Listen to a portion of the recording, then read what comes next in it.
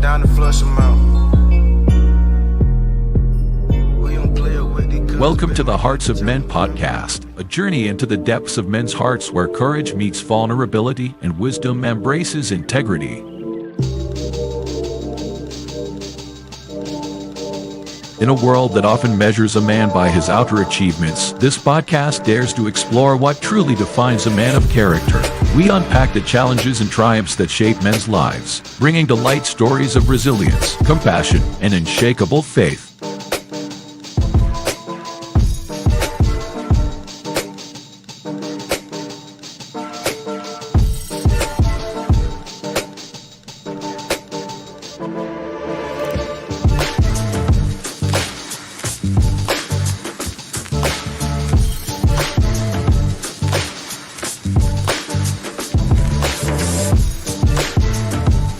We believe that the heart of a man is a treasure trove of untold stories, powerful lessons, and profound wisdom. Through authentic dialogues and insightful discussions, we aim to unlock these treasures, one story at a time.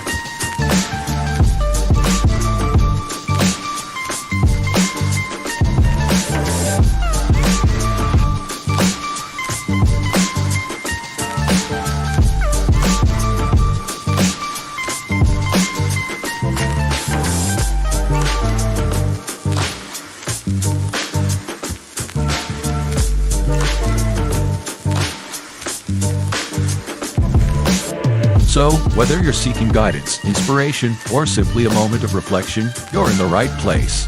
Get ready to be challenged, inspired, and transformed.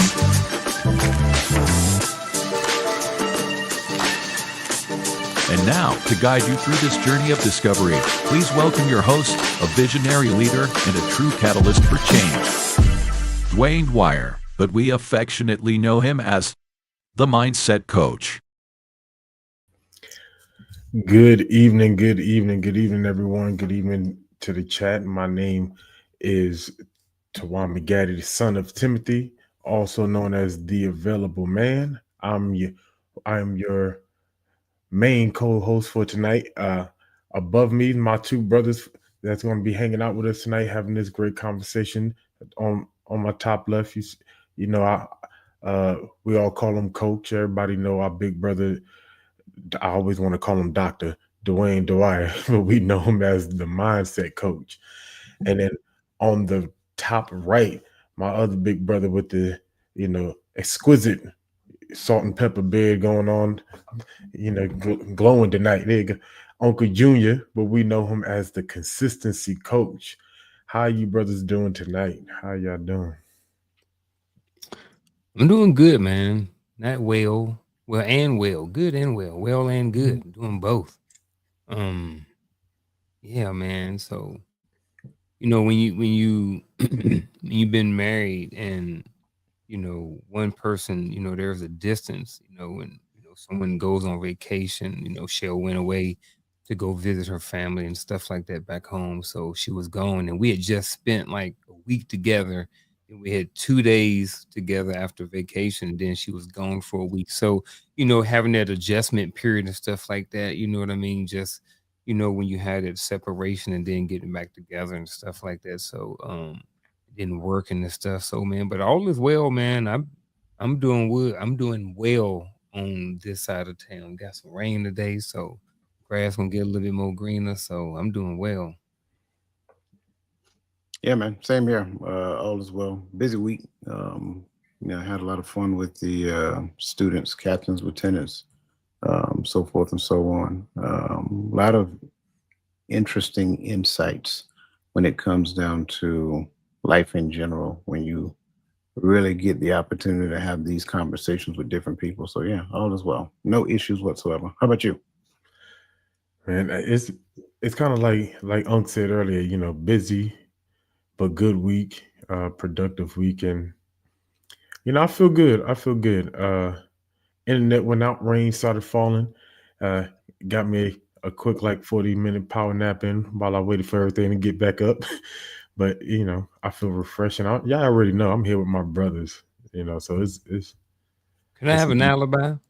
Mm-hmm. I learned something. Wow, I relearned something. And what I relearned, I kind of want to share with you guys in the chat. I know everybody probably already knows this, but in sometimes the simplest things, when they come to you, they can really resonate. So there's a difference between not talking and listening. And I'd already known that, but I think one of the things that I had been focused on was, you know, just not talking what someone is talking, um, versus actually, listening. Yes, listening, but I think sometimes I was I have been always someone to jump into the conversation and overtalk people. So one of the things I was doing was just trying to focus on not talking. At the same time, trying to focus on listening. But it was kind of like they're different. Even though I already knew they were different, it was just kind of like what's the word? Just I don't know. It just came back to me again. I just heard it again and just resonated with me again. So I don't know. Okay, I'm curious. I gotta ask that happened during the introduction. I just want to understand. No, I was just thinking about it, just in general. You know what I mean? It was just something that I learned this week. You know what I mean? Because like we always talked about, we was busy, and you talked about your gauntlet, and he was busy, and I started back school. So we always busy, but are we learning anything in the case of just being busy? One of the shows that we're gonna have on Coach's Corner coming up we're gonna talk about that. So, and I think tonight's conversation we'll be talking about that a little bit too. It seems like. I love that, and we slide in that plug too for our upcoming shows. I love it. I love it. Hey, shout out to the livest chat here on these social media airs on YouTube, Facebook, LinkedIn, wherever you're catching us at. Do me a favor, if you are watching us, one, go ahead and hit the like button. If you've got us on whatever social media platform, follow if you aren't already follow, subscribe if you're on YouTube, and turn on your notifications. But in the chat, shout out to Sister Nick D, Sister Charlotte Jordan. Good evening. Good evening. We got Crystal Everett, sis. Good evening to Sister Lisa Keys, Adrian Artis. If I'm missing anyone, if you would like that shout out, go ahead and put a comment in there so we can see you. We know that you're here, you're active. Shanitha Burns, it's good to see you this evening. I'm ready to get into this conversation. I'm ready to rock.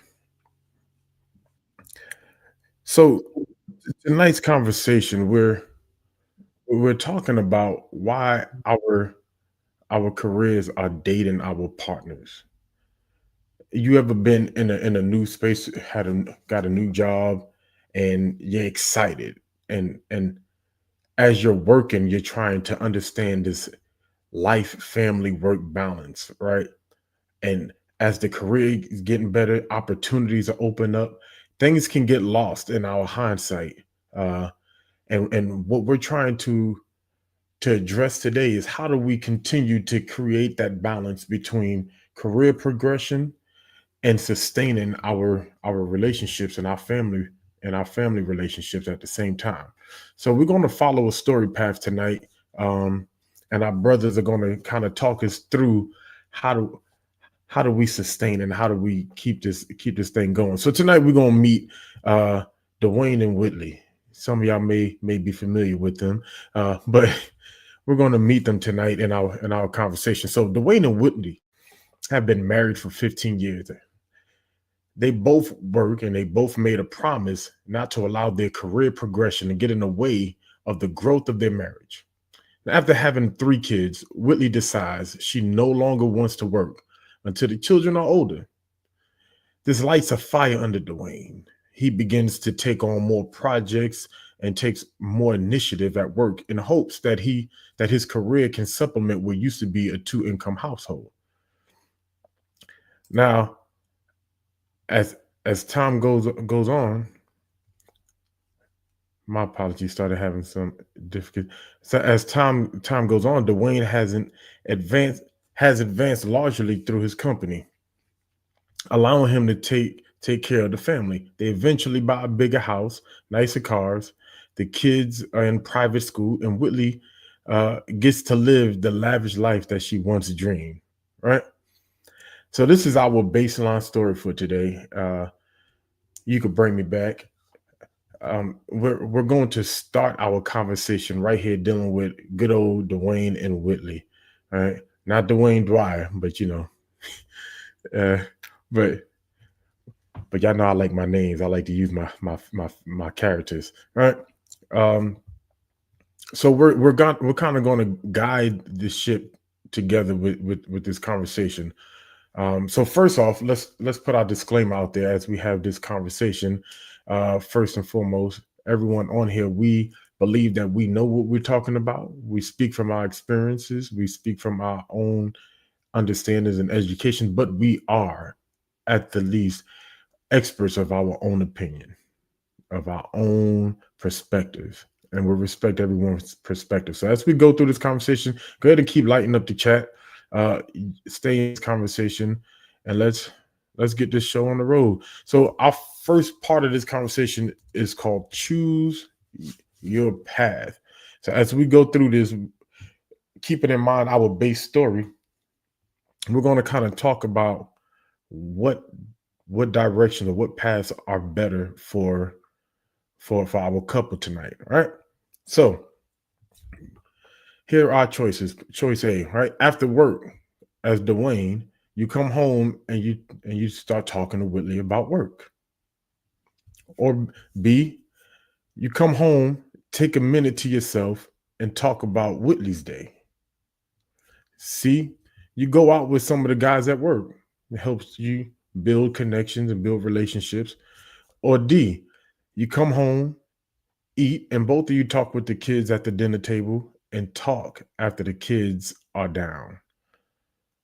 What is our best path in life with this newfound career and progression? All right. So based off of all of that story, seems like things are going good. Am I to assume that, she's living a good life? He's been promoted. The kids are in private school. Seems like things are going pretty good. So what we need to talk about? You know what I'm saying? So maybe go out with the guys. Seems like everything is going good just right now based off of everything. So I mean, I'm just going just based off of the story at face value. Right now, and I'm not saying an issue. It seems like they're already having conversations. Maybe they're already talking and stuff. Maybe I missed something in the story. But it seems like things are going good. I mean, the kids in private school, she at home, he working. As of right now, nothing that's came up. She hadn't said, "Hey, I want to go back to work. Hey, I'm tired of cooking and cleaning and picking up your drawers." He hadn't said, "Hey, look, I'm tired of working all these extra shifts. Y'all ain't being appreciative around here." I'm assuming maybe the kids are doing good in the school. So right now, I don't everything good. If you want to go out with the guys, well, I mean, I ain't really go out with the guy. I ain't really go out with the guys type of thing. But I'm just messing around. But at the end of the day, man, probably just, come home and eat. You know what I mean? Talk if y'all need to. But it seems like they probably already got some of these things going on. But yeah, I'm going with whatever the family choice is. So it seems like more of the D right now in my stage of life. It's gonna be D. And that's come home and eat, both of you, and talk to kids and table talk. And then after all the kids go to bed, whatever like that, maybe y'all talk and chat some more. I say E, work on child number 4. No, I'm joking. What part of D? It's D plus. It's D plus. I got you. Yeah, I don't. I'm just not a fan of talking about work. You know what I'm saying? So for me, that kind of eliminates A. Sure, yeah, we can talk about her day because her day is pretty much at home with the kids. Now the kids in private school, so I guess that means we're talking about something different instead of talking about what went on with the kids. I mean, if it's me, we're talking about what you were working on because that's something that we agreed upon prior to all of this. That was probably part of the condition of you staying home. I got the whole narrative in the beginning, but yeah, that don't work for me. But if you agree to stay home, it's because, right, there's a purpose behind it, not just because you don't want to work or just because you want to stay home until the kids get older. Okay, so when the kids get older, then what? So it has to be something that we're working towards. So when I come home, we'll talk about that and something of that nature. Sure, eventually we're going to eat. Sure, we're going to talk to the kids. Sure, we're going to lay them down, put them to bed, whatever that looks like. So yeah, I think it's someplace between B and D. Yeah, I'm right there as well. And it was crazy is, when we making our show notes, we kind of start trying to see what I think this person gonna say this. And I knew Unc was going to joke with C. I don't know why, but I knew that was going to happen. But I think C is a sometimey thing. I think it's important to have the ability to say, hey, some of the guys from work are going to get together afterwards, But I think the key for all of these are really just a communication thing, like honest communication. If you don't want me going out with the guys, don't just yes, yes, yes, and then get mad later, you know. Uh, but it's not an everyday thing. So I definitely like the idea, like Coach said, like in between B and D. But for me, the if especially we got 3 kids and they in school, private school, whatever.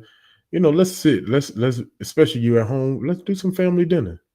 I don't want to sound, I don't want to ring nobody alarms, but if I'm at home working and providing a really good life, I don't see what the problem with being able to sit down and eat when we get home. Talk as a family, and then that conversation by ourselves when the kids go to bed might turn into to D plus. Yes, sir. Oh. Yes, sir. Yes, sir. Yeah. Let's see what we got. Sister Charlotte Jordan said, "Is that new house gonna cause him to spend more time at work, and his wife be okay with it?"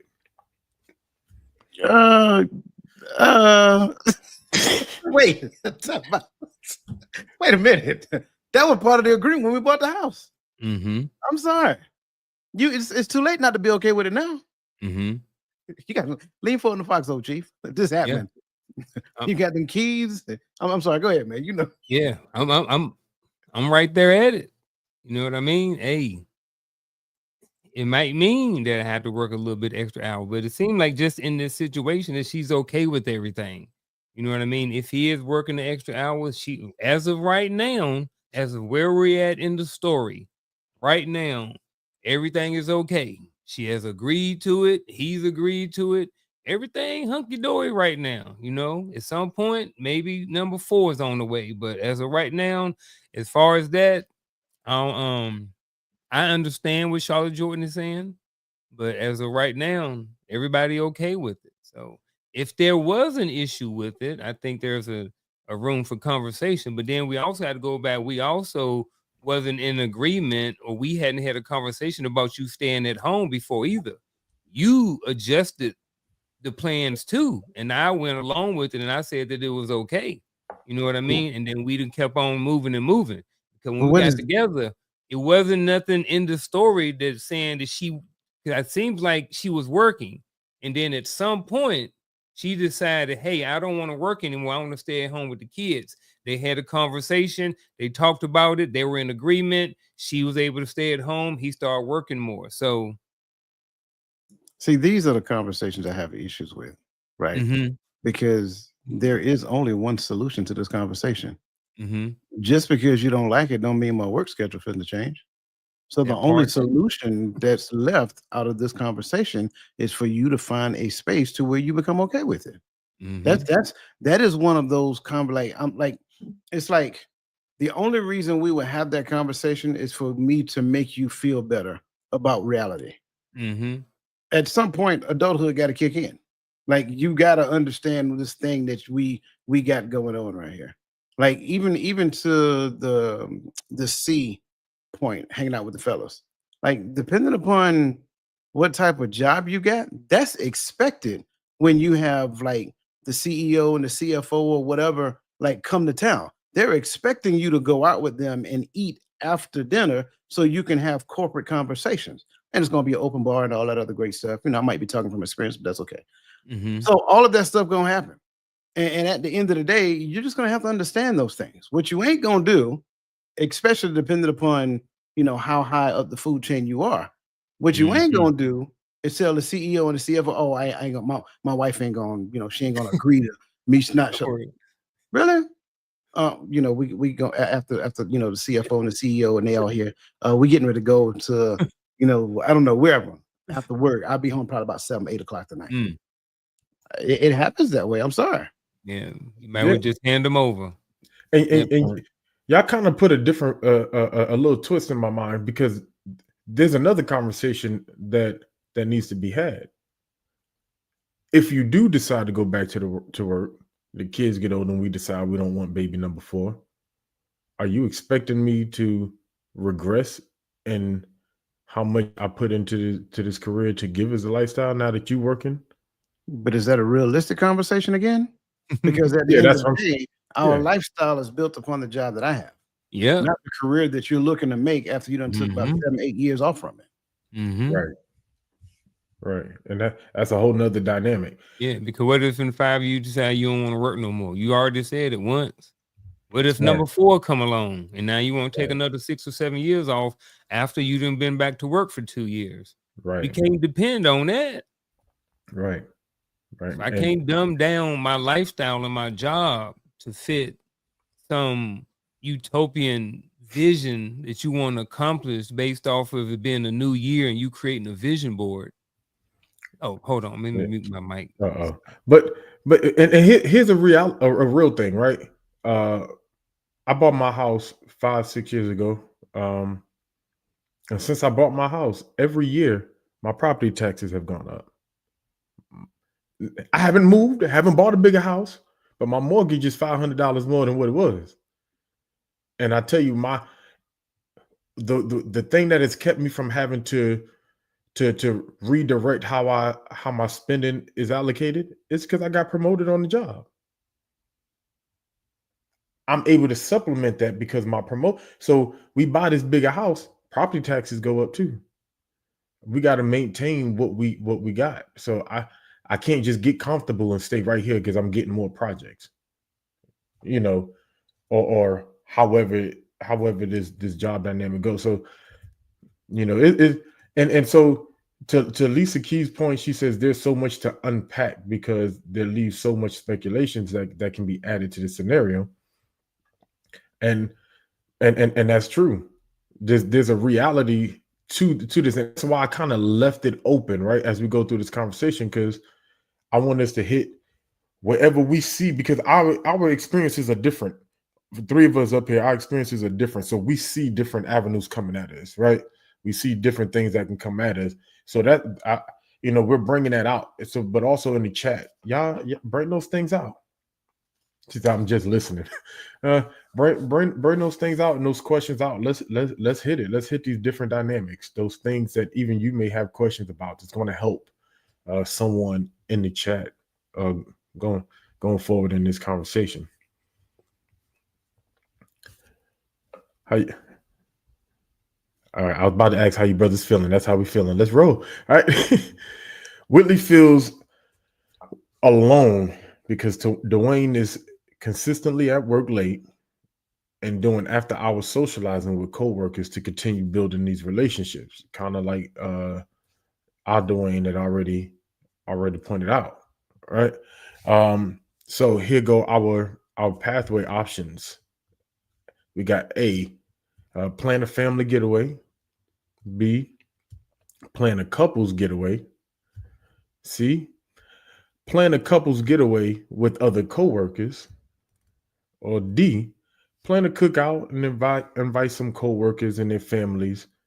Just kind of the idea of introduce the wife, if it's not already happened, to the other wives or to the co-workers, and bring her into this dynamic, sort of say. Um, how are you feeling about these options, brother? E, come here, bring it in. There. That's all I got is there. That's all I got, man. I'm sorry. It's putting a band-aid on a wound. That's all it is. Any of those options aren't going to fix the problem. It's just going to pacify the problem. But once we come back from our vacation, once we're done eating up all the food from the barbecue and all that other great stuff, the same thing that you felt the way that you felt about is still there. So let's have the conversation. You lay it all out on the table. I'm gonna listen. At the end, I'm gonna give you a hug and say, there. Because there's nothing's gonna change. I'm sorry. This is the light. This is the wheel that we're on right now, and it's going to keep spinning. So again, I mean, we can put the house on the market and go get us a 2-bedroom apartment and pack the kids on the couch and let them sleep at night. I mean, it's we got to kind of look at what what that means. You know what I'm saying? Now, the other side to it is that when you're not working, what are you doing as well? That's a whole nother conversation.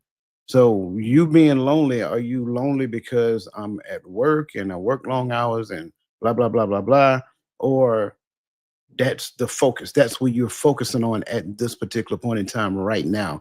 But when I'm home, we're spending time together. Are you lonely then? Because I would tell you to shift your focus. You're focusing on the wrong thing right now. See, all of that stuff right there. If you feel alone, that's a youth issue. That's a you thing. That's something that you got to work on. I can't make you. That's something that you got to work through on your own. You know what I mean? At work, like you said, what else are you doing with that time when you're at home? Yes, I think as spouses and so we contribute to that to a certain extent, but the actual feeling of alone, that's a personal thing. Like, even though my wife was gone, I didn't feel alone. You know what I mean? I was just in the house by myself, but I didn't feel alone because she wasn't here. You know what I mean? Because that's my wife. We together, we got a certain bond that connects us that goes beyond, the thousands of miles of wherever she was at. So, like you said, if she's feeling alone, that's her issue. Now, I do believe that having family time is important. You know what I mean? I do believe and think that I'm not going to sacrifice what we got going on, like you said, this will we got going on, because to soothe some feeling that you're going through right now because you don't have a certain amount of my time. Like we said, like you said, coach, we can have another conversation about what you are or not doing with your time while you over there, especially when you got 3 kids.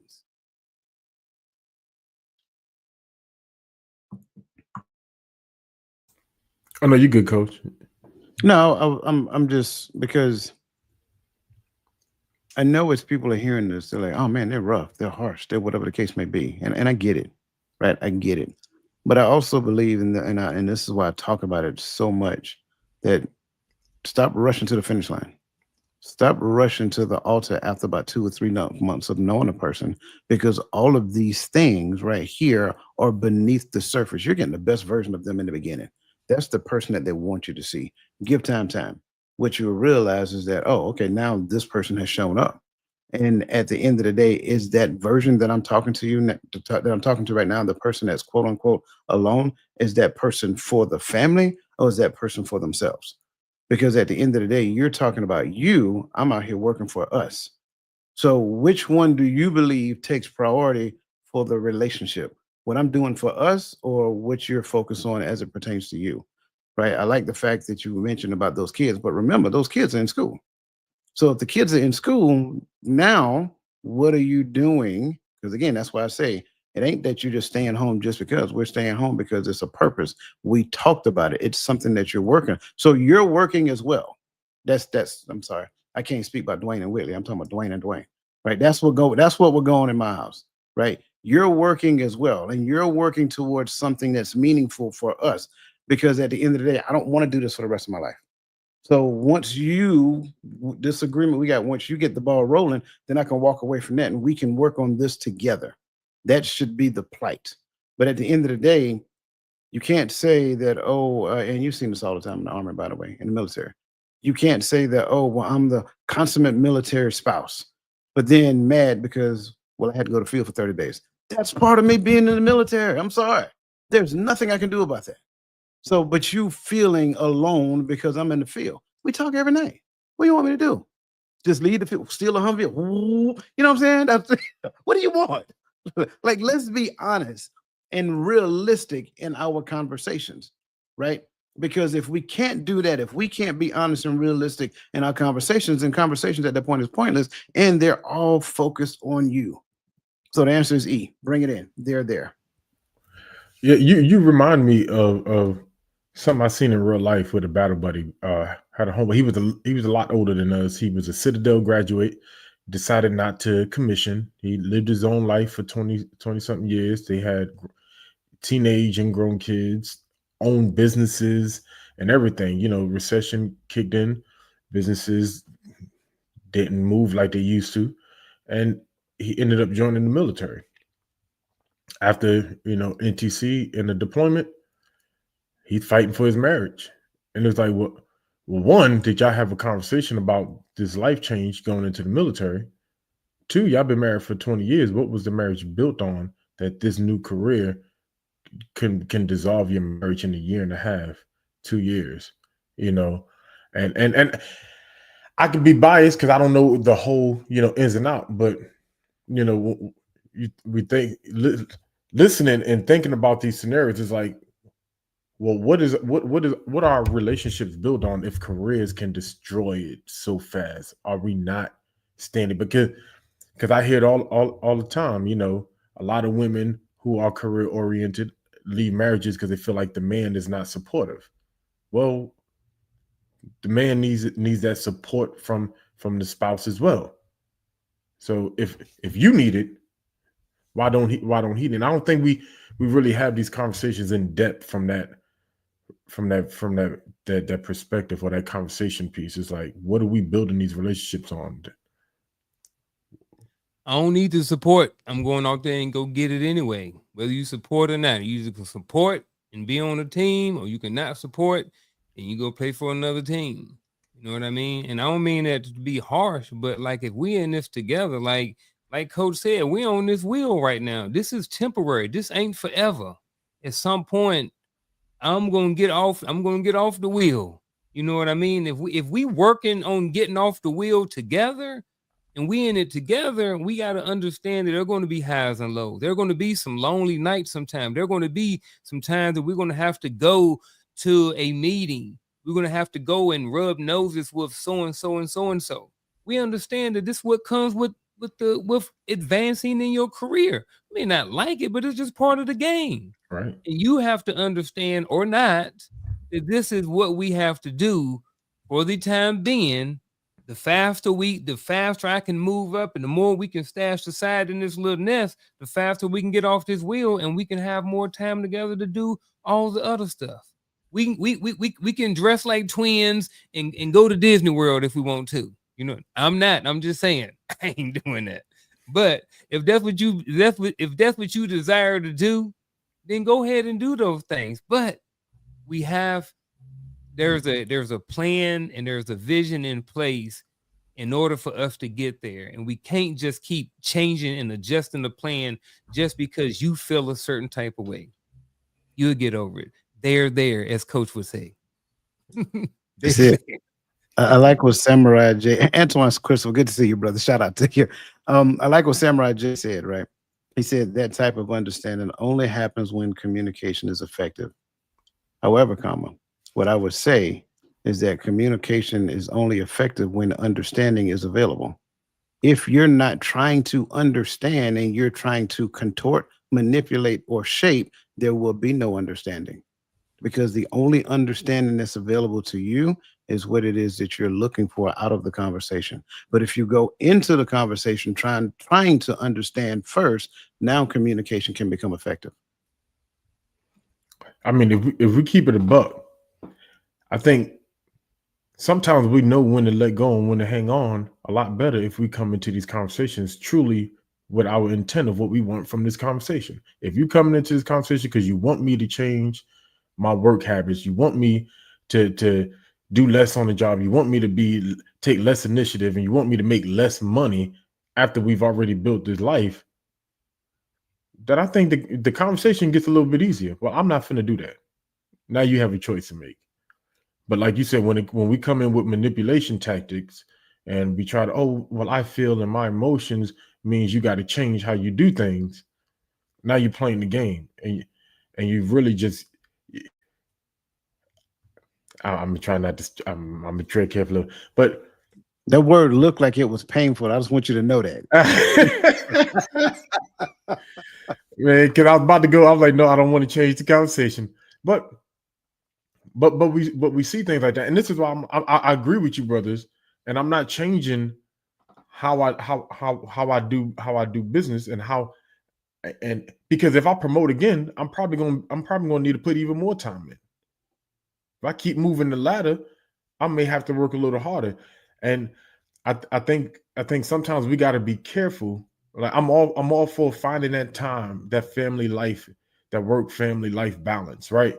I'm all for it, but we got to be careful because here's the inconsistency in teaching, and I hate to be the guy to bring it up, but a lot of women are taught this whole nest egg concept, right? Prepare for the relationship to dissolve, put you something to the side, blah.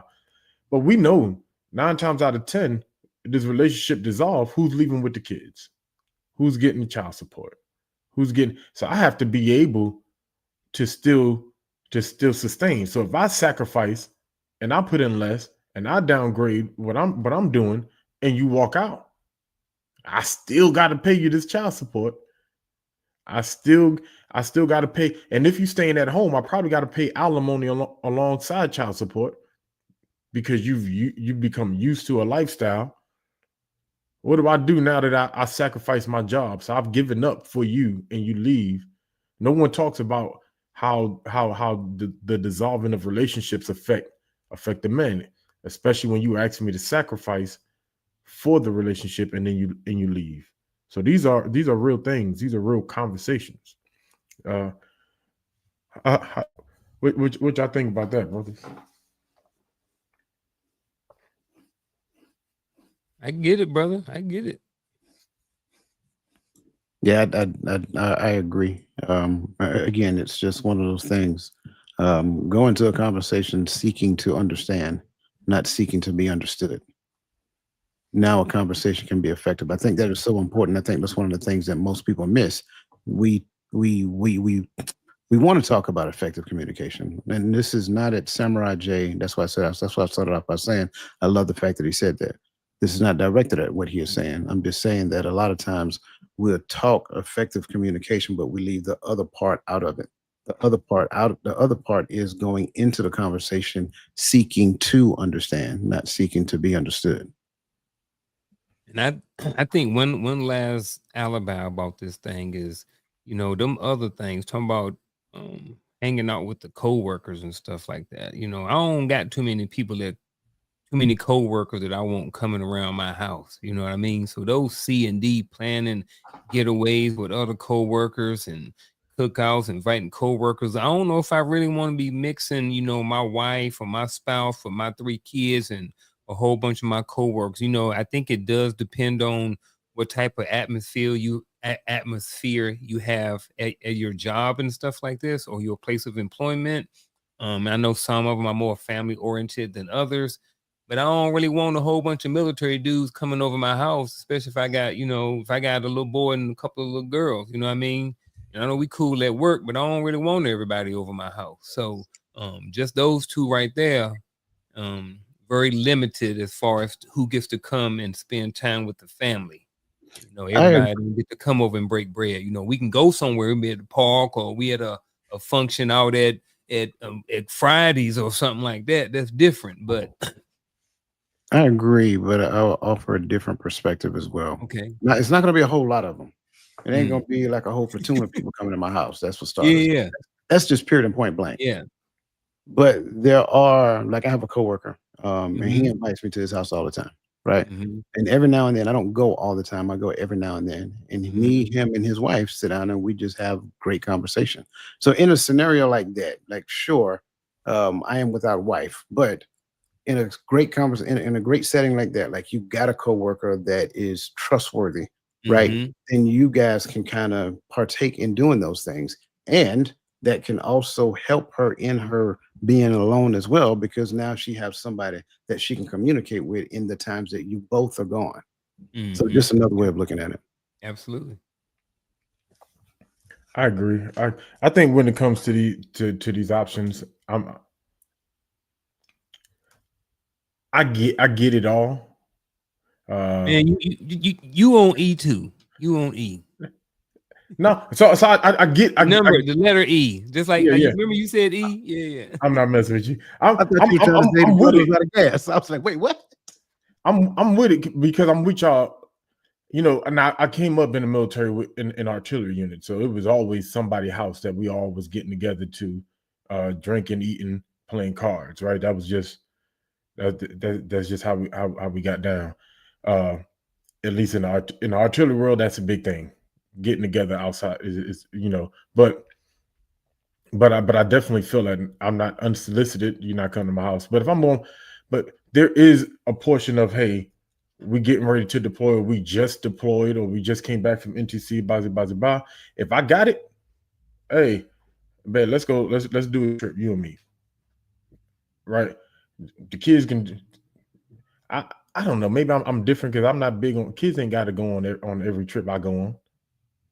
Why? If somebody, if there's somebody that if they can go to Uncle Wayne house, you know what I mean.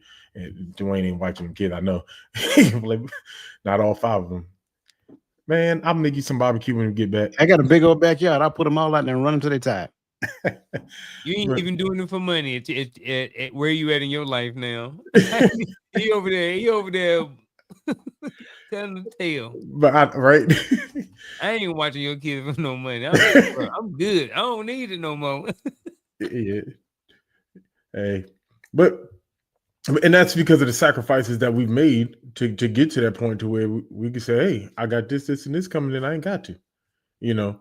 But I don't know, that's me. Whether she's feeling lonely or not, I think for me that, and I don't want to think of it as preventive maintenance. Maybe that's just a military concept in me, but it's just like, hey, let's do something together. Let's go together. I think that is important. Let's have our time. Um, but do you think the trips and all that other stuff is overkill? Do you feel like there's a better opportunities throughout our day, our daily routine, to make sure that time is spent together? I do. And that's why I said previously, like, sure, we can take a trip, but whatever we left is still going to be there when we get back, right? So, I mean, is it good to get away every now and then? Sure, I'm not against that. But if we have not solved the problem, then the problem is that we'll pick it right back up as soon as we get back. So, is there something better that we can do? Sure, we can focus on the time that we spend together being quality. Focus more on quality time, not quantity time. I think too many times in today's society, you got people in pursuit of quantity. I ain't got a lot of quantity to give you. And be honest with you. I say it again because I got a little tongue tied. I don't have a lot of quantity to give you. Make the most of the time that we do spend together. And if you do that, now there's value in that time. But if it's just quantity time, well, I just want to be up under you. Well, that sounds good, but let me explain something to you. I ain't got time for that. I'm be honest with you. I got stuff I got to do. You know what I'm saying? We got a show tonight. I got to prep for this show. I got this we're working on. We got a conference coming up. I got to do this. I got to do that. So you're going to have to understand that. That's part of the package. That's the conversation that we're going to have in the beginning, right? So if quantity is what you're looking for, you're going to be disappointed. But if quality, if you can be okay with quality, that's a whole nother conversation. Yeah, I'm glad you said it because I was thinking about that earlier. Like when you say, "Hey, I want to spend time together," or you spend too much time at work, and you say, "Well, what is it you want to do?" Like you say, I just want to be up under you. But like, hey, that's very unproductive. I don't want to sit around for 5 hours and watch Netflix. You know what I'm saying? Like, I want to do something else. There's a time and place for that. but I don't want to be missing out on promotions and advancements and rubbing noses with so and so to do whatever because you want to sit around and watch Netflix. You know what I mean? That ain't really how I see it. So we ain't doing that over here. What is it that you want to do if you want to spend more time together? But I'm just saying in general, not that I'm asking, just in general, rhetorical. I think Dwayne kind of talked about that too when he talked about talking about you, the consummate military spouse. So I think the same thing can be true with Whitley. Like you can come to some of these dinners with him. All that buying and shopping you're doing, get you some nice dinner dresses. And you don't need to be there to join the conversation and talk. He's doing business, but you can also, because I'm pretty sure like doing the CEO may bring his spouse, or what have you. And so those relationship buildings help. It helps when it comes time for promotion, when it comes time for projects, when it comes time for things like that. So there's that part. There is that piece too. You could become a part of what's going on and not just a benefactor at all. I could be stretching, but y'all let me know. Yeah. So let's continue this story. So some major projects have come up at work, and the senior executives find Dwayne to be the best person to take lead. Right, his initiative is paying off.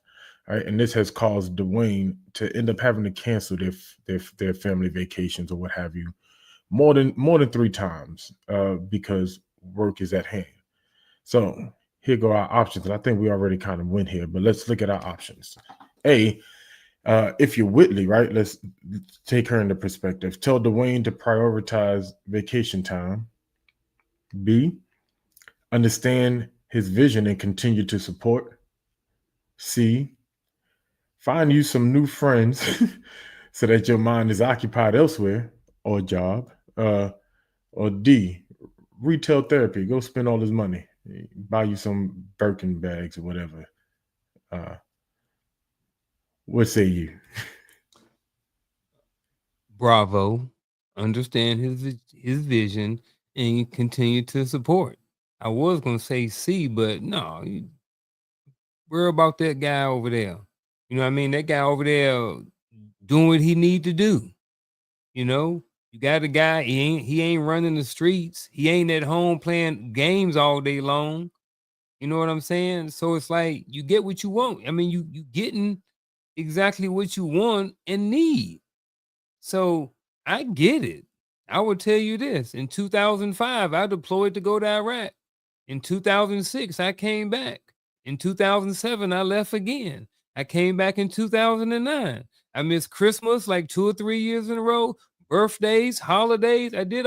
Sometimes you have to make sacrifices, and sometimes the family gets the short end of the stick. But at the end of the tunnel, the family wins. These are just small little battles in the midst of the big war or the big thing. These are just, and sometimes they can be huge. And sometimes those battles that we go through, sometimes they are big and they can be challenging and you have to fight through them jokers.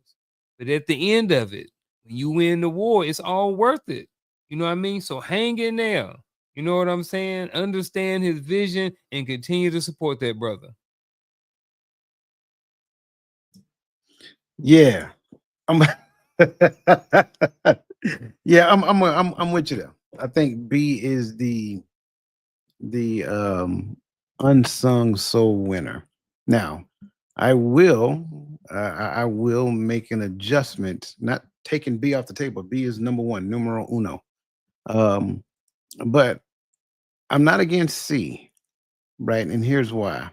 Because I also believe that, again, kind of go back to what we've talked about a few times. I'm also believing that in certain connections, there are lines of creativity. In certain connections, there are contributions and things of that nature. So, friends, quality friends, right? I think you can find value in a very select few of friends that can actually help you do the things that you are working on or whatever that looks like. But B is definitely the answer. Like we talked about it before. There is no such thing as two visions in a household. If there are two visions in a household, the word two is die, right? That's division, right? So at the end of the day, understand what his vision is, and I won't even leave it at support him, help him accomplish that vision. That's where I'm at. To me, that's what support looks like. Like I think too many times we confuse support, and we'll say, "Oh well, I'm here and I'm cleaning, I'm taking care of the house while he's out." Blah blah blah blah blah. Well, sure. If we're gonna call responsibility support, then okay, got it. That's like me taking a shower in the morning. That's responsibility, right? That's the thing. Like, can you help me carry this bucket of water? That's the piece. Because if you can't even get in the house now.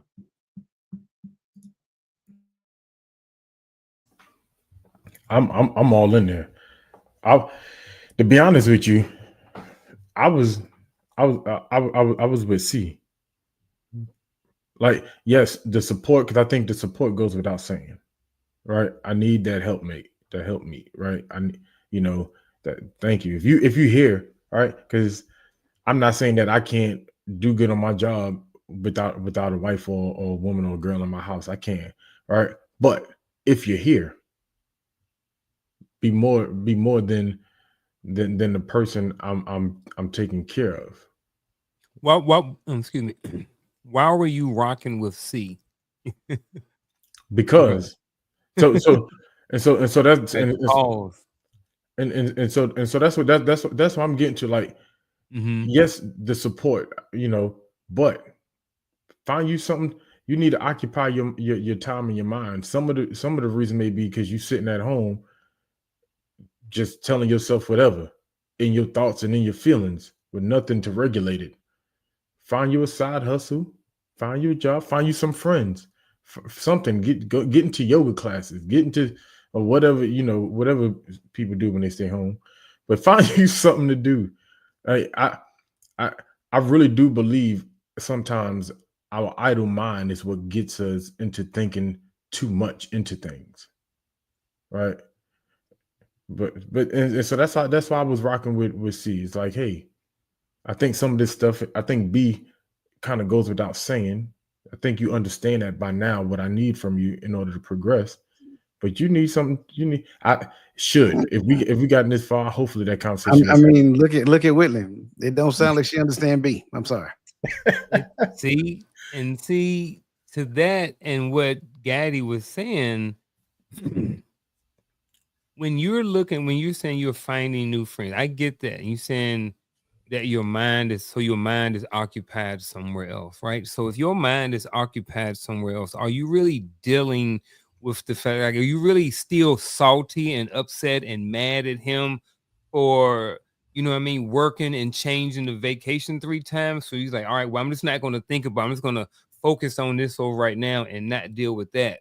I think, and that's kind of sort of reason why I had a different perspective on that, and then I end up ultimately going with B, because I think B is more focused on them and the relationship and the support within the household, whereas C is her being more focused on her trying to deflect or to kind of get out of the situation. Now, I do understand your perspective too, and I definitely see it and understand it that way too.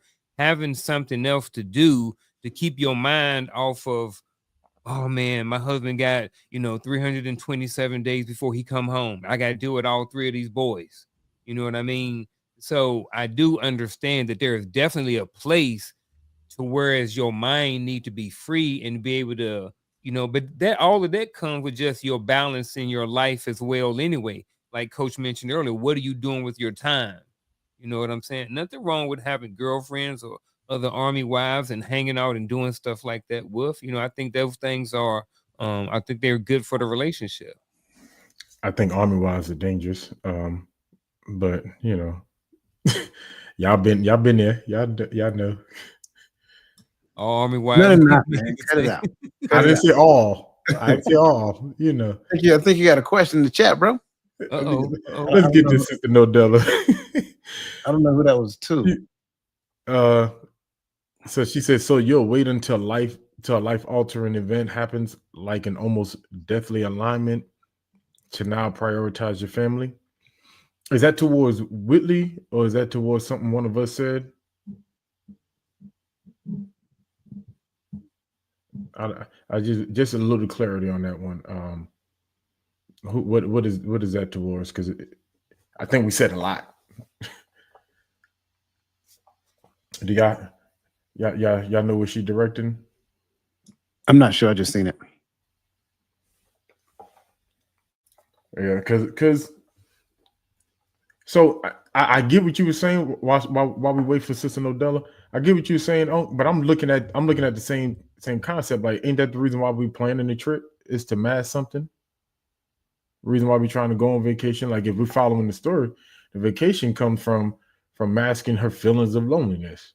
yeah, if we're following the story, then yeah. Yeah, and so that's why I'm like, hey, you need an outlet, and that's what I'm looking at. Like, even I got a job, but when I come home, there's moments I want to come sit in my office and turn on my stuff and play with some music. Yeah, I but want like Coach said, it's about back to that word prioritization. What are we doing with the time that we have together? I know that I canceled the vacation 3 times, but in the midst of canceling the vacation, we went to the movies 3 times, and we took little Susie wherever. You know what I mean? So like, are they doing things in between to continue to build up that family structure and that family bond, and to teach and mentor those kids, and to just grow together? Are they still doing those things? And I don't know if we've gotten there yet, or if that's part of this or not. I know I'm speculating, but those are just some extra thoughts. I don't know, speculate. Now the conversation got interesting because if we go back up, I think Sister Nodella did not pick B. She picked A. Let's look at. Well, I think, if I may, Mhm. I think she missed the storyline. Okay, she came in. Right. Okay, Yeah, yeah. I think, and I'm not sure. I'm speculating because I seen when she spoke when she came in. So I think she Mhm. missed the storyline in the beginning. Okay, and so she's saying that her previous comment or question is towards Dwayne, really. Uh, the answers of whether he prioritizes the family vacation versus work. Right. So when if you bring the questions back up, right? The question was in relation to him canceling family vacation because of a project that he was selected for by an executive. And then the options were, I think A was about telling him to prioritize vacation. B was about understanding his vision. C was make friends, and D was go shopping. So I'm not saying that family vacation is not something that you would do under a normal circumstance, but these aren't normal circumstances. He actually planned the vacation. They just had to cancel the vacation because of a work situation. So at the end of the day, telling him, I'm sorry, let me turn it around. Telling me to prioritize vacation when I already explained to you what happened may not necessarily be a conversation that'll work out well. But having a conversation, because again, I'm under understanding that he explained to her why he had to cancel the vacation. That's the assumption that's being made up front. And as long as that took place, we should not get into a spat over something that he can't control. And at the end of the day, especially when you start looking at a lot of these corporate spaces, when you are being selected for corporate product, not corporate product, when you're being selected for special projects, it may not necessarily be the right thing to do to turn it down, because at the end of the day, that's your opportunity to make an impression. So that's why I'm saying what I'm saying. When you look at it like telling him to prioritize vacation over work, it's not that he can in that particular, in that particular sense, based upon the scenario. However, maybe part of it is that, look, let me get past this and we can go on vacation at a later point in time, 6, 7 months down the road, depending upon how long this project takes. depending upon the timeline, the due outs and things of that nature. So that's kind of like my whole point behind it. So no, I'm not saying prioritize work over vacation, because if you know me, you know I am not a big fan of work when it comes down to family anyway. But just needing to understand, reality versus what I may want in that particular stage is key.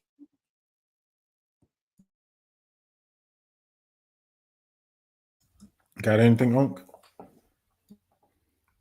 No, I didn't chew enough for this. I'm with Dwayne on this one. I do want to put that out there. Right, let's not get, and thank you, Coach, for bringing that back out, because we don't want it to get lost in conversation that family prioritization is important to have, and that's why I started out talking about that family and work life balance. How do we do that, right? But we have to be. But what we're doing, we're showing that you have to be fair in the conversation. There's a such thing, and I think we have to put this out to anybody, male, female, whatever, whoever is not the quote unquote breadwinner. I don't like that term, but in the home. But we have to be fair that sometimes we're asking people to sacrifice their ability to provide to make us feel better, and that is the difference. So it's not that we're saying prioritize work over the family, but we're saying, hey, in order for us to one day be able to do what we want to do, how we want to do, and be as comfortable as we want to be, we putting the work in right now. And that's how life works. We put the work in early.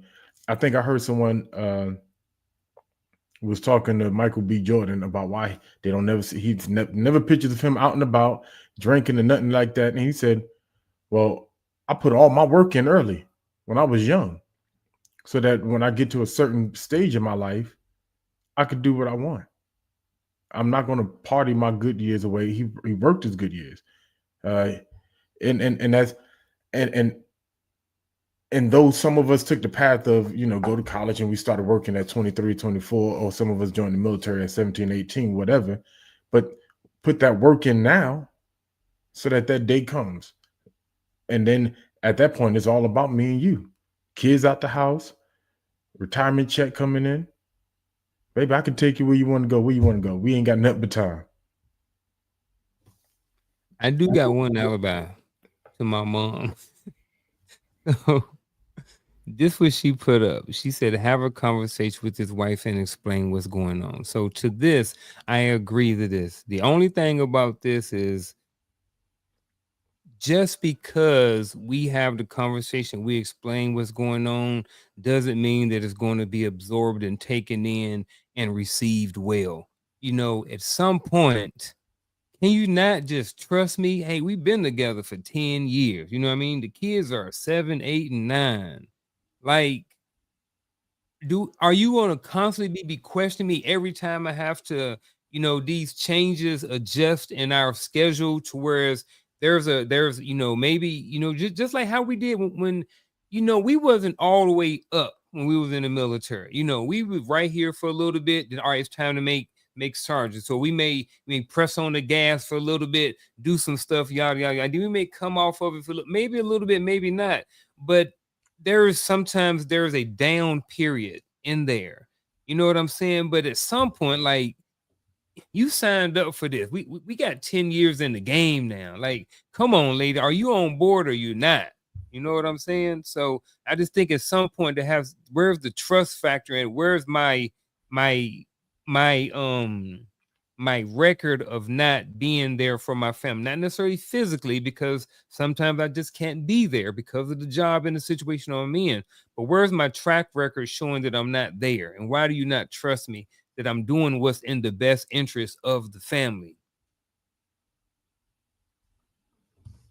So this is where I get to expose a lie. Okay. Principles don't care who's wearing a shoe.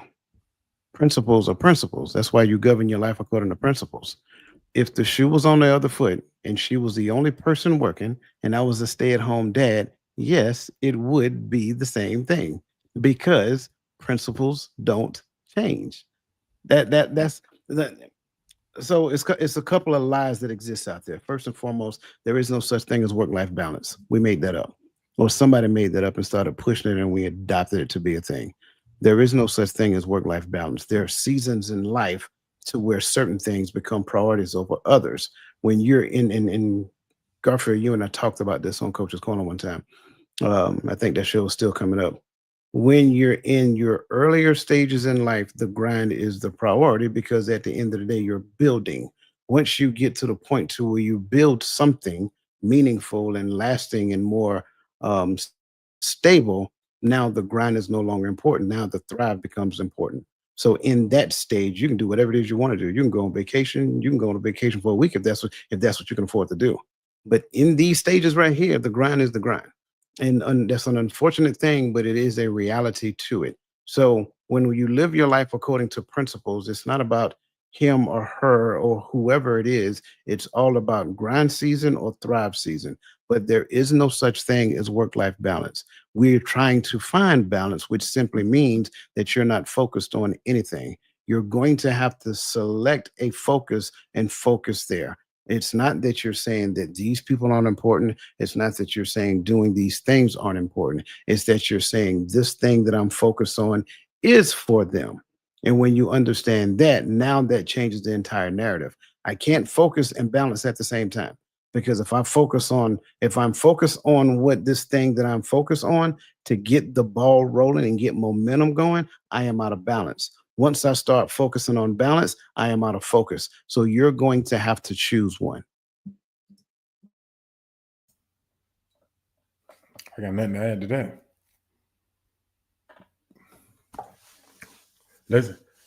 Let's move on to this next stage. Oh, you got an alibi? And I just want to be clear on what I'm saying. I'm not saying that anything she said was a lie. I'm talking about the lie of work-life balance and the narrative that they push on us, and we fight to try to obtain that. Yeah, I definitely got that. I hope that didn't get lost in context. I definitely got that. And I think that's really what we've been all talking about, understanding that there's a season. And Ecclesiastes teaches that, right? We believers up here, right? That for everything there's a season, right? That means there's a time to work and a time to play. And right now, it may be work season, so let me work, right?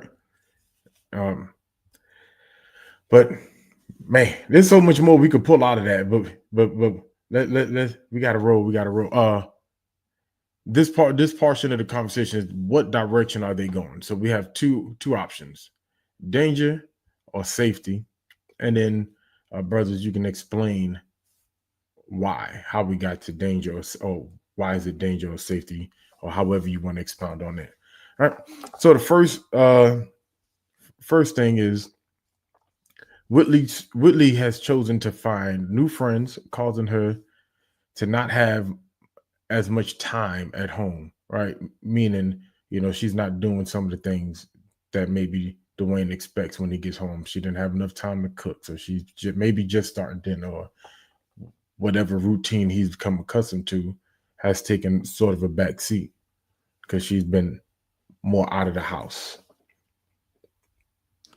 I believe they are going in the direction of danger.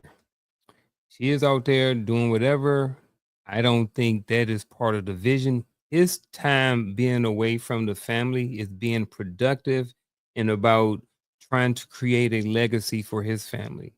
Hers is about going out there to try to accomplish or get some feeling, or to fill some void that she's not getting on her own. So I believe that this is dangerous, and that's a dangerous route. Danger, Will Robinson. And I get it. Everything that Uncle just said, but again, what's the priorities? Is the priorities just getting friends, or is the priority the family? Is the family the most important person in this relationship now? or is it you because you're just out there collecting friends, right? Like social media. So that's kind of like my point. Like when you start focusing on the friend and just living your best life, another lie, right? Um, mm, Danger.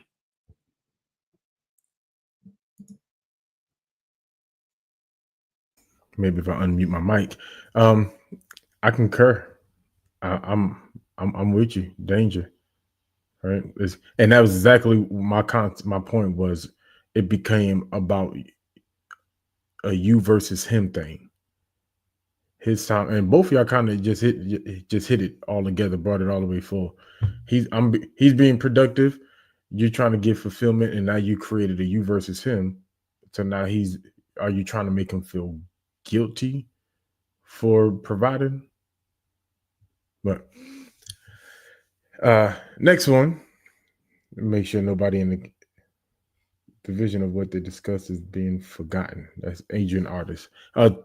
Two, they begin to argue over Dwayne's job, his time spent on the job, his effort becoming a point of contention in the home, and it's starting to become an argument. Where are we at? In the words of Mystical, danger. Get on the floor, bro. If y'all arguing, then y'all probably not using effective communication. And someone is not being heard and someone is not listening. So you're probably not getting to the root of the problem.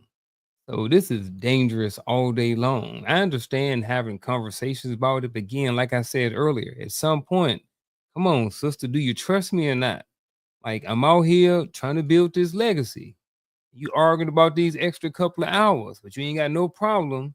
You know what I mean? Swiping that credit card. You know what I mean? Kids in private school, like private school ain't cheap. Private school come with a couple of extra hours sometimes. So, like Coach said, why are we over here arguing in the first place? Dangerous.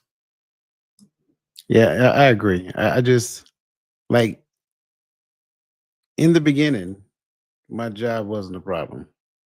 Now that we've had this time together, we got these three kids. You're no longer working. You chose not to work, by the way. And my job is, the job that, we agreed upon that I was going to do this, that we were going to do this. And the job is paying all of the bills, taking care of everything, so forth and so on. And now we're arguing about that. Like, what is the real? I think Charlotte Jordan mentioned this previously. Like, what is the root cause behind all of this? What insecurity are you hiding that is being so problematic in the space of this relationship to where it is driving a wedge in this relationship? Like, what's really going on? I'm not going to argue with you about having to go to work, right? When you were working, I wasn't arguing with you needing to go to work. But what is the root cause behind it? What insecurity is there? Like, what's the question behind the question that we need to ask? Work. We arguing about work. Yeah, that's that. I like that. I like that. Man, I have nothing to ask. Nick D said, Whitley is delusional. She wants all the things her way, no matter the scenario. So I would like for Asian artists to add a little bit more to that because she said the communication is being ignored. To that, what is it to communicate about? I'm on the Well, wheel. well, maybe she is saying that she is ignoring his communication about what's going on with him at work. Right. So That I'm part not too. sure. Yep. Yeah. Yeah, I could see that. Yeah. Yeah. Like I Which said, after these three kids, like I don't even know why why we don't even need to be having a conversation. I mean, at some point, I'm saying, hey, look, hey, I'm about to go to the field next month for 30 days. Like that's the end of the conversation. Or how much do you need? What do they need? You know what I mean? Once I say that, it's not. I don't know what else to say after that. But we do have those soldiers who don't let their spouses know. and don't do the right thing. We've all seen it, especially as leaders. You know, those soldiers who left their family, went to the field, and did nothing to prepare. Took the money with them, took the car, parked the car at the job. Knowing they had one car family, didn't say nothing, just never came home, and you out in the field for 2 weeks. I heard about those soldiers. I ain't have soldiers like that. Oh, well, I Yeah, made I heard sure. I ain't have a leader. Listen, I made sure because I told them if your spouse called me, I'm coming straight to you with the phone. Mm-hmm. right, Yep. right. I've seen them. I had when I was E4, I had some bad boys. You get out to the field and you liking him like, bruh, what? And one of them, her daddy came, picked her up, took her back to Georgia, where they came from. Her and the kids, like, hey, you abandoned them with no money, no car, no. Was that a control move? So I can see it on both ends, though. So, She was at Disneyland. yeah, because Nick D said Whitley's delusional. She wants all things her way, no matter the scenario. So that was a response to that. Yeah. The next one, Whitley becomes unbothered and avoids conversations. Like she doesn't really care to talk about pretty much anything. She's just Man, look, I'm pulling for Whitley, whatever her name is. I'm pulling for her because she's making it hard for me, bro. I mean, like for real. Like none of this is productive. Danger. That's all I got. I'm with Coach. Danger. It's hard. Like you ain't happy about nothing. Like what is it you got going on in you? It's causing all of this chaos and seem like everything good. Like you said, the man he ain't out chasing women. He ain't at the bar every night. He ain't at home playing PlayStation all night long with his boys and stuff. Like gotta be productive. He looking out for your future. Why you don't see that? Danger. Well, Coach brings up a good point about what's the underlying question, because this is a scenario, right? Vague on purpose so that we can pull whatever we can pull out. So we don't know that. We're assuming he ain't playing video games. I mean, as of right now, ain't nothing came up about it. He ain't don't seem like he got time for video games. I mean, He on that wheel. He grinding. That's true. And he canceling vacation. He ain't canceling vacation because they got a 2K tournament coming up. He canceled vacation because he trying to get that. He trying to get that extra zero. And Big D said that man is at work. Leave him be. Falling out. Can you bring up Adrian artist statement, please? Adrian, we cool now. I was in your corner a few seconds ago. Right? When you came back and you said definitely, and I got you. You never changed the vision, right? I don't care if we're talking corporate America. I don't care if we're talking family dynamics. If you got a vision from the Most High, the vision doesn't change. Corporate America, you don't change the vision. You change the way that you accomplish it once you realize that what you started doing is not working according to the original plan. You don't change the strategic goals that come from that vision. You change the way that you attack them. The vision doesn't change. We can talk about it all day long, but once we get finished talking, we're going to keep that same vision and change the way we operate.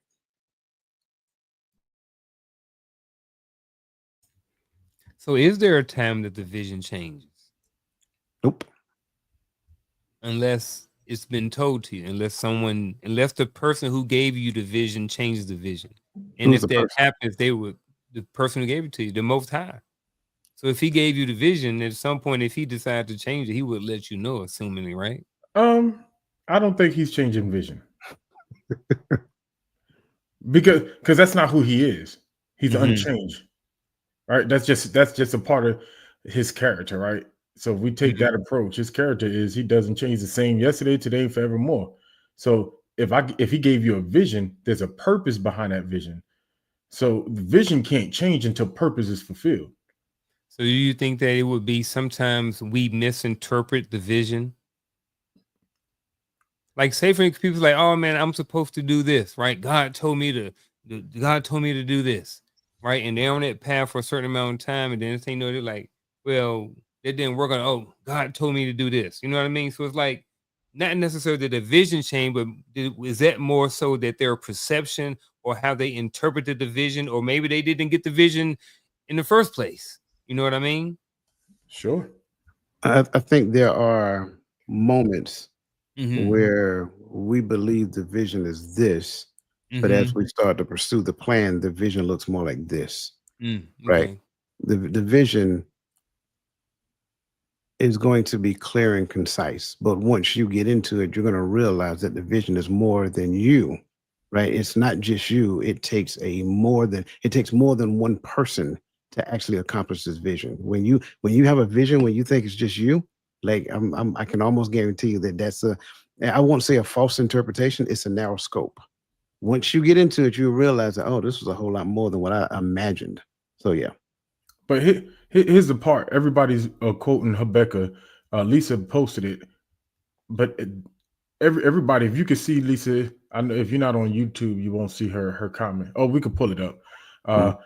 Read the end of that verse, of verse 2, right? And he answered unto me, write the vision, make it plain on tablets. Why? So he may run who reads it. You may be the one getting the vision. Don't mean you're gonna be the one to run with it. Write it, make it plain, so that he who reads it may run. Like that's so there's an understanding that you got the vision, but somebody got to run. And guess what, Whitley? You might be my runner. Right? You my partner in this. He gave me the vision. I make it plain. I'm gonna do my part. So there has to be that understanding that you have a role to play in this. So when we started talking about the family has not become the important portion no more to her, or not important, but has not become important in the scenario to her, that's the problem. Because if I'm right, if the vision is made plain, now the problem could be, and I think that's kind of where you were going on. The problem could be maybe he didn't lay the vision out all the way. Because I'm always going to err on the side as the man. What have I done everything I need to do to make sure this vision was made plain? Right. And then if so, I need you, I as Whitley, I need you to examine how you can play your part to run in this vision. I made it plain. We laid it out. We made the vision board, as you brought up, right? Now, how do you accomplish your part in this? Because that's what the help that what Lisa Keys put up there. She put help me, right? If you're my help me or helpmate, however you want to say it, I need you to start running with me and stop trying to run against me. Because once you start looking at what you're getting out of it, you're now working against me. Because I'm doing the provision for you is already in the vision. When that check clears, there's some provision.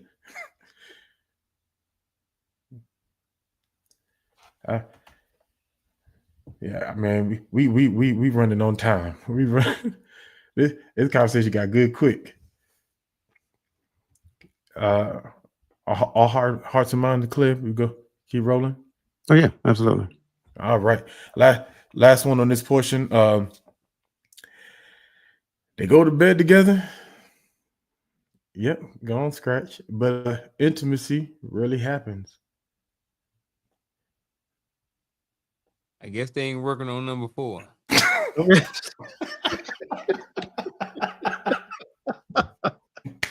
Hey, Coach brought it up.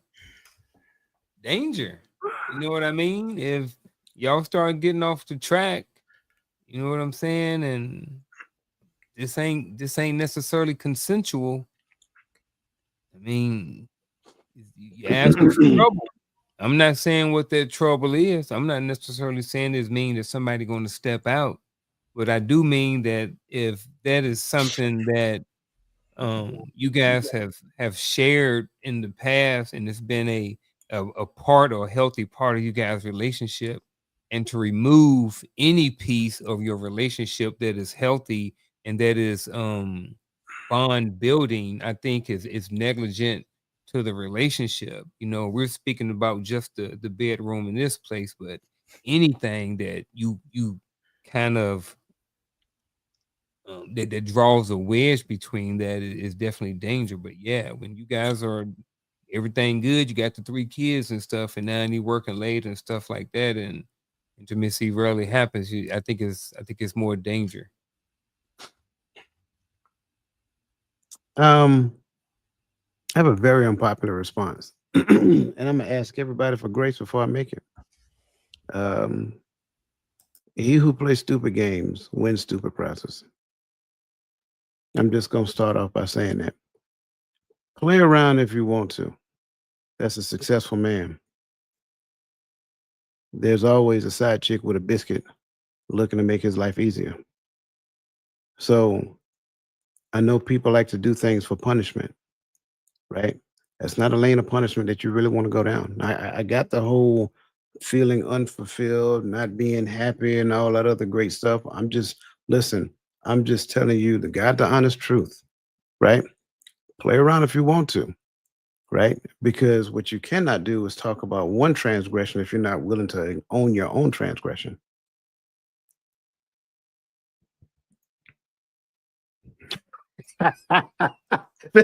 You know what, Miss? I know. That's why I started laughing. Then I had to stop because you was still talking. Listen, I just seen her comment. She be on it, man. She be. I on it. just remember from too. last Shout week. out to Charlotte Jordan, man. She is on it. We were talking about that the other day. That's it. That's it. I get it. You know, like I said, you asking for trouble. Now, whether somebody go off step out or whether somebody ain't happy, like I don't know. And like I said, I know that's unpopular. I get it. I know a comment like that doesn't make, and I'm just being transparent. I know comments like that don't make women feel empowered, right? But it's not to disempower you, right? But it's also recognizing that you're married. And if you understand what the scripture said, that should not happen. There should be no withholding when it comes down to that. That's scripture. I didn't make that up. So when we elect to do that outside of that certain point in time that you're supposed to do, y'all know what I'm talking about, except for that time when you elect to do it because you mad, you upset, whatever the case may be. Okay. Okay. And again, I'm mad not, when I go to work. and I'm not saying that is right. Right. I'm just saying. You set the conditions. Side chicken a biscuit. That's all it takes sometimes. I'd be mad. I don't be want to go to work all the time. I'd be mad when I had to write that check, pay that mortgage every month. Think I want to do that every month? You want to pay all them bills every month? Just saying. So then, everybody sometimes. Never mind. I ain't going there. We ain't talking about that tonight. so then let give me grace for a couple minutes, chat. So with that said, why is it that I hear this conversation so often, right? Where brothers are constantly if you get in a round table of brothers, married brothers, they've been married for a little bit of time, the conversation tends to lead to the joke of, yeah, you married, or yeah, you stopped getting something probably about like a year ago, probably like 2 years ago. You was few and far, maybe once or twice a year, 3 times a year for special occasions, anniversaries, birthdays, maybe Christmas for Jesus' birthday, right? Like, and these are jokes that we tell, but they're based off of the fact that it's a shared experience among married men. It's their Janet Jackson theology. It's control.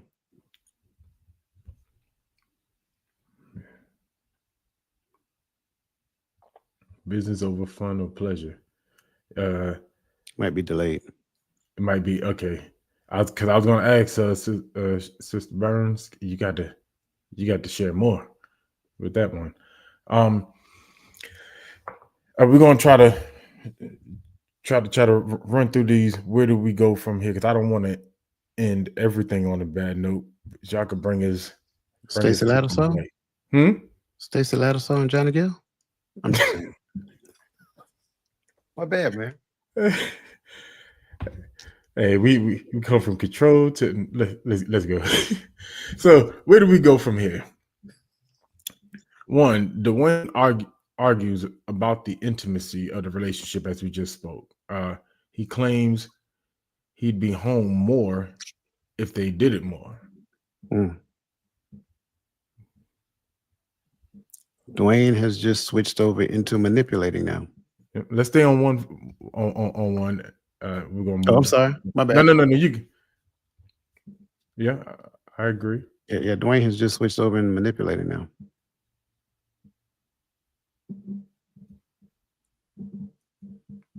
Yeah, now they're down. Now he's down to making deals. Yeah, Yeah, it ain't good. I think there's no bueno. I'm with y'all. Do play that. Right. Two. I'm going to try to move quick. Whitley argues about Dwayne's time and commitment at work. Dwayne claims after he makes partner or whatever, he'll have more money and free time. She just needs to support him a little bit longer. So where do they go from here? I think from here.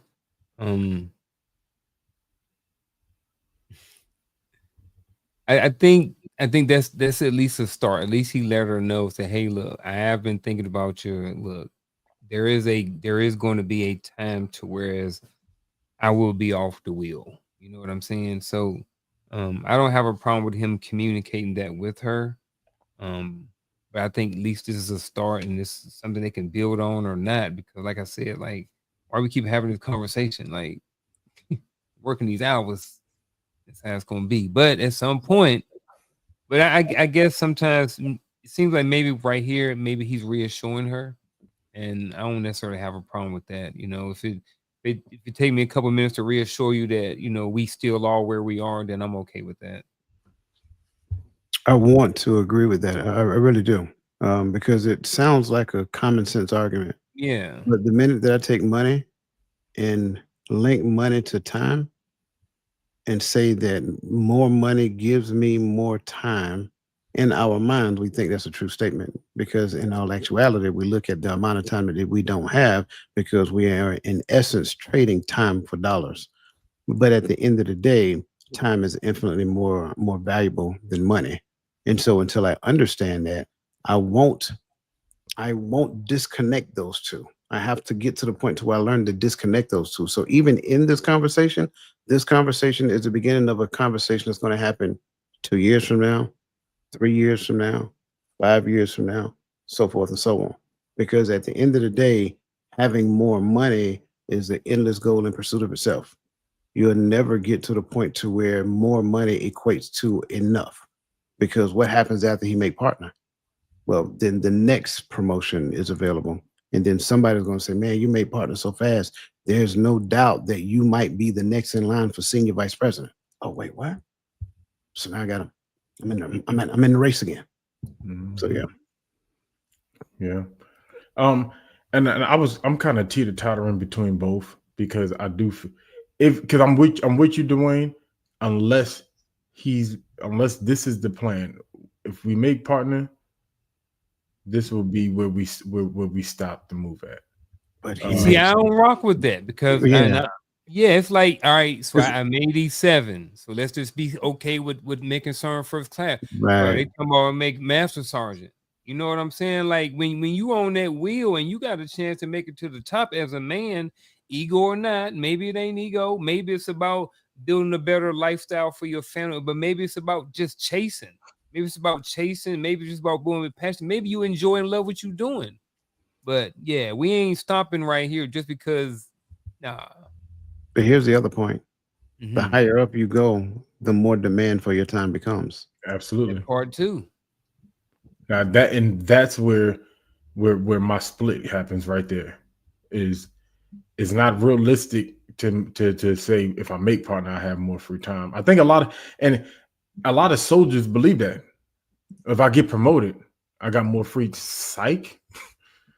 You got building. You have more flexibility sometimes in your schedule. You might, but not more free time. Like as a soldier, I'm as a junior, I'm where I'm told, when I'm told, what uniform I'm told. I'm not That's my limitations. As an NCO, it's the same thing, but I may have a little more wiggle room to go to like you said, to be a little more flexible. But depending on your MOS, that's rare. I'm a Yeah, when I 42 was alpha. private, I always had free time. Sure. I was in the barracks playing Sega Genesis You or must the combat. you must have been a fueler. You know, I was a combat engineer, brother. Oh, I was mechanized though. Oh, so he didn't have a job most of his career. So, you know, there's a difference. I had to really use this. Hey, let's keep us so we don't get stuck. They start taking boxing classes together as a family twice a week. So way to blow off steam, but again, does that solve the problem? I'm And I with, mean, I'm with, yeah, go I'm ahead. sorry, I'm about to say, and I commend them on doing it together. But if you're not solving the problem, that boxing ain't gonna solve the problem for you. You might start boxing each other. I can see this being I mean, can it be a positive? Yeah, it can be a positive thing. Like you said, Coach said, blowing off steam and stuff. But you know, are we doing it to bond? You know, do we really like doing it? Do she really want to be at the boxing class, or really is she just doing it so we could just spend more time together? You know what I mean? So it's a lot more that goes into it. But like his coach said, yeah, blowing off the steam is part of it. But what's the other part of that? And is it sustainable? Y'all got 3 kids in private school right now.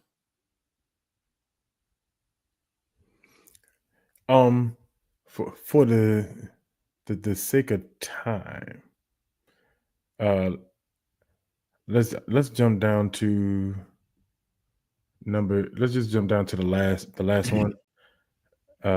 Number 6. Dwayne suggests that their marriage can use a reset. So he suggests they start going to counseling and start taking some accountability in their relationship. I'm an advocate for going to counseling, but here's my concern.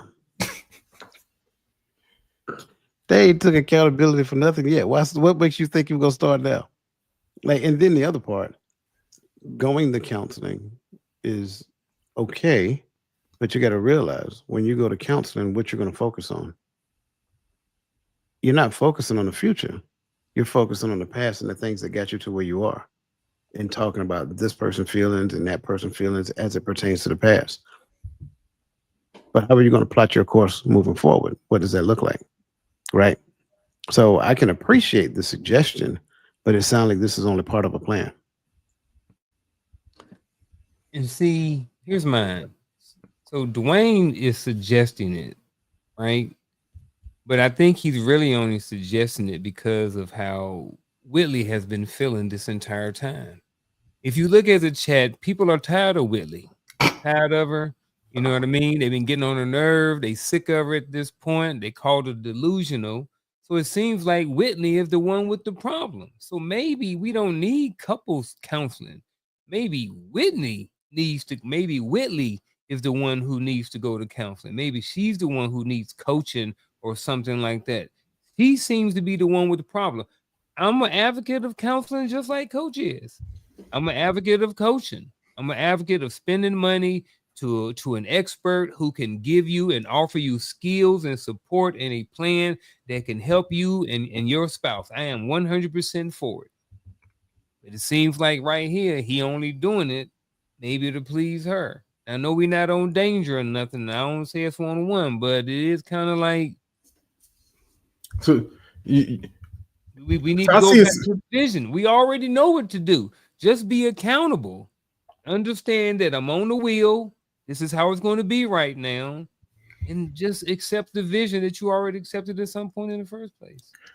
Yeah, and I see that. I also see a scenario where, okay, I didn't expect that was left field. But I also see a scenario to where, so this is not going to reset, to where the counseling allows her to see that, hey, it's me. Like I think that's a plus to it. Maybe that's why he's pulling out. Maybe he's like, okay, you're not going to hear it from me because we argue whenever I say this. You're not receiving. Let's let's go to counseling or mediator, whatever that looks like, right? So that someone else can show us. And then sometimes that mirror being held up by somebody else's hand other than your spouse can help you say, oh, I need to make some changes. I need to start moving differently. Because if they see it, if this whole chat see it, maybe I'm the problem. And my apologies on the order. We're gonna go on coach, and then I'll close it out. So it is that bittersweet moment. Y'all know we love having these conversations with y'all. We thank y'all for bearing with me. But it's time for our final thoughts.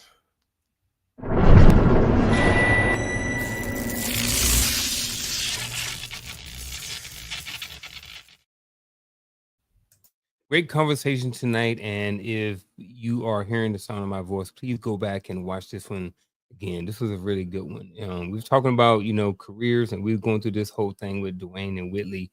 And at the end of the day, if you find yourself in the situation to whereas, you are in a relationship to where one person is working a lot of hours and one person is feeling a certain kind of way and kind of feeling left out. I think both of those people, especially the person that's feeling left out, take a look in the mirror and try to figure out why you're feeling left out, why you feeling lonely, and these different things like that. And I think if you take some time to take a look at yourself and try to figure out what the real reason is and try to support the person who is going along with the vision, I think together it'll be more effective for both you guys going together. So because there is a problem right there, but the issue is sometimes people don't necessarily see what the problem is. In this situation, she was assuming that the problem was the job, but the problem wasn't the job. The problem was, and it seems like in most cases, it was her insecurities or something she may or may not have dealt with. So if you're in this situation and you feel like you're that person, you may have some insecurities. So go out there, get a coach or get a therapist or get somebody that can help you, somebody who's actually trained and have skills that can help you as you go through all of this. And that is my final thought. This was actually pretty fun. I enjoyed this conversation. I think there's a lot of Dwayne and Whitleys out there, if I'm being completely transparent. There's a lot of people who rush to the finish line getting married before they even really understand what marriage is all about. I think one of the biggest things that we can do to help in situations like this is to teach young adults not to be so quick to say, I do. Take time to get to know the person that you're involved with. I am not a fan of a job taking priority over family. I think that's important and needs to be said. If, like I've said it before, and I continue to say it, the family itself is supposed to be a business. And if we did it the right way, if we do it the right way, and not buy into the false narratives that are taught to us at a very young age, then what we'll do is we'll start working on something for ourselves early on in life so that as we get older, we're working together on that thing. However, unfortunately, we spend a whole lot of time chasing the corporate, trying to climb the corporate ladder. Like a lot of times we end up leaving our family behind, and then you end up finding yourself in this scenario. So again, I love the notion of counseling. I love the notion of coaching. Again, you're going to have to invest in yourself so that you can start to rewire some of these programs that you actually have in your head that is running the system unbeknownst to you.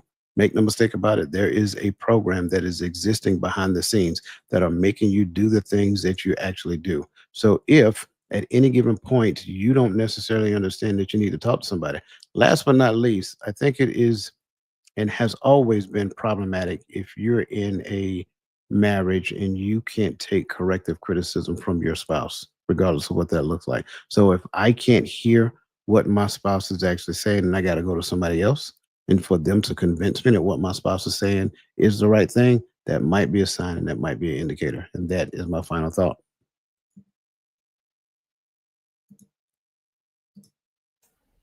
My apology. I appreciate everyone.